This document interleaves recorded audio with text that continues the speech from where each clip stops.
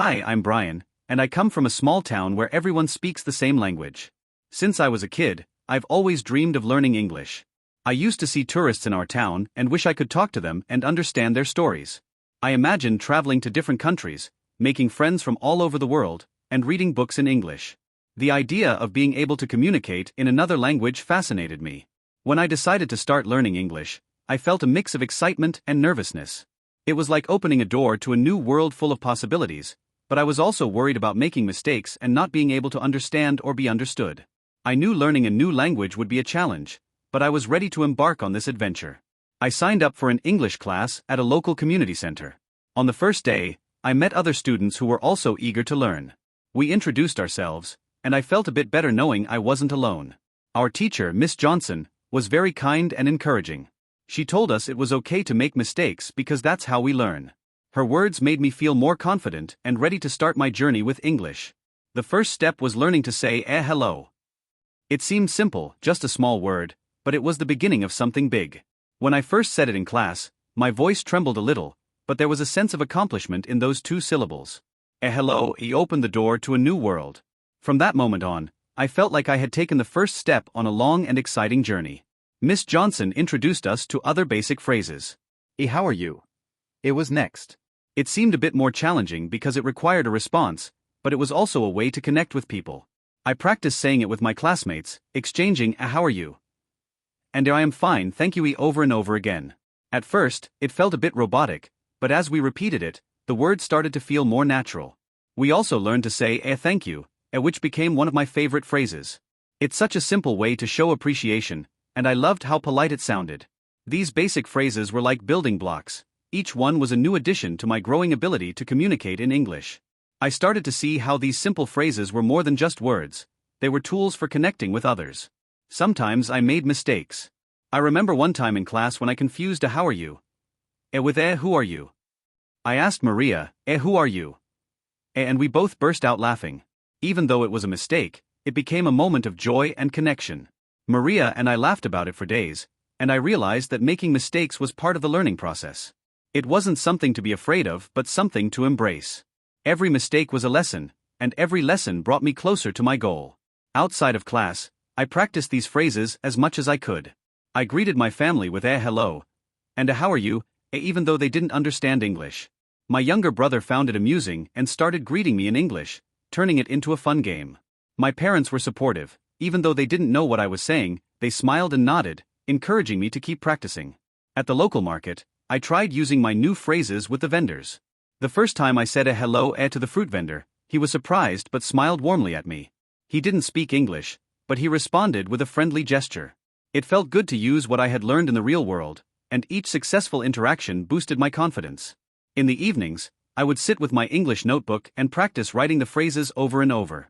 I filled pages with hello, how are you, and a thank you, perfecting my handwriting and embedding the words in my memory. I also started listening to English songs, paying close attention to the lyrics. I found that many songs used simple phrases, and singing along helped me improve my pronunciation. As the weeks went by, Miss Johnson introduced us to more phrases. Good morning, good night, please, and you're welcome became part of my growing vocabulary. Each new phrase was like a puzzle piece, slowly revealing the bigger picture of the English language. I practiced with Maria, and we would have short conversations using only the phrases we had learned. It was like building a conversation, one phrase at a time. One day, Miss Johnson gave us a fun assignment. She asked us to create a short dialogue using the phrases we had learned. Maria and I paired up and wrote a simple conversation. Hello, Maria. Hello, Anna. How are you? I am fine, thank you. And you? I am good, thank you. Good night. Good night, Maria. We performed our dialogue in front of the class, and it felt like a little play. Everyone clapped, and Miss Johnson praised our effort. It was a simple conversation, but it felt like a big achievement. We were using English to communicate, even if it was just a basic exchange. As I continued practicing, I noticed my confidence growing. The fear I had felt at the beginning started to fade. I was no longer afraid of making mistakes or speaking up in class. Every new phrase I learned was a step forward, and every mistake was part of the journey. I started exploring more ways to practice English. I found a language exchange partner online, someone who wanted to learn my native language. We agreed to meet virtually once a week. During our sessions, We would spend half the time speaking in English and the other half in my native language. It was a great way to practice, and I made a new friend in the process. My language partner was patient and kind, and we had a lot of laughs during our conversations. One of my favorite ways to practice was by watching children's shows in English. The simple language and clear pronunciation made it easy to follow, and the colorful animations kept me entertained. I started with shows designed for young kids and gradually moved on to shows for older children. It was amazing how much I could understand and learn just by watching and listening. Miss Johnson encouraged us to keep an English diary. She said it didn't matter if we made mistakes as long as we practiced writing. I started writing short entries about my day. At first, my sentences were very basic. Today is Monday. I go to school. I learn English. But as I practiced, my sentences became more complex. I started writing about my feelings and experiences, and it became a fun way to express myself. One day I wrote, Today I went to the park. It was sunny. I met a dog. The dog is brown. I feel happy.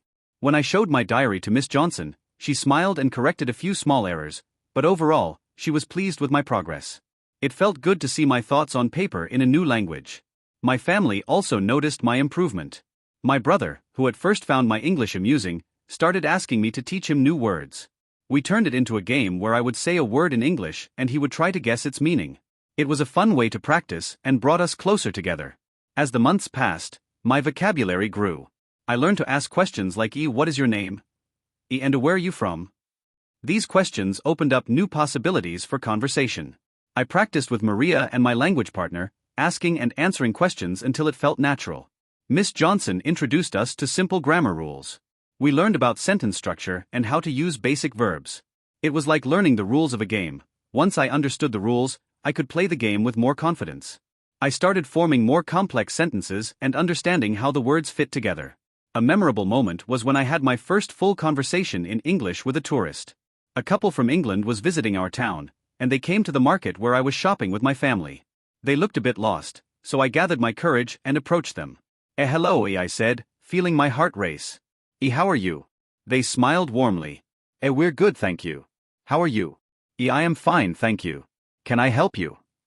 They seemed relieved and asked me for directions to a nearby attraction. I did my best to explain using simple words and gestures. They thanked me and went on their way. It was a short interaction, but it felt like a huge victory. I had used my English to help someone, and it felt amazing. Reflecting on my journey, I realized how far I had come since those nervous first steps. The simple phrase hello had been the start of a transformation. I had learned so much more than just words and phrases. I had gained confidence, friends, and a new perspective on the world. Every new day brought new opportunities to learn and grow, and I was excited for the future. Reading in English became a fun way to learn new words and expressions. Sometimes I found phrases or words that I liked and wrote them down in my English notebook to use later. One day, Miss Johnson organized a small party in class where we had to speak only in English. It was challenging, but also a lot of fun. We talked about our favorite foods, movies, and what we wanted to be when we grew up. We all tried our best to use the words and phrases we had learned, and while there were moments of confusion and laughter, it was a great experience. I realized that although I still had a lot to learn, I had come a long way since my first lessons. Outside of class, I continued to look for opportunities to practice. My brother and I started watching movies in English with subtitles. At first, it was hard to follow the story, but over time I got better at understanding. I also tried imitating the accents and intonation of the characters, which helped improve my pronunciation. Sometimes we would pause the movie to discuss what we had seen and practice new words and phrases.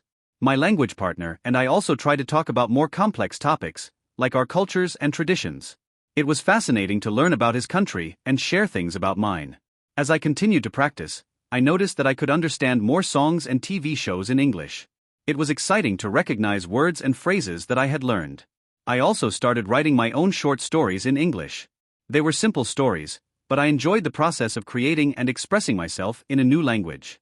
One day, Miss Johnson asked us to write a letter to an imaginary friend in English. She said we could write about anything we wanted.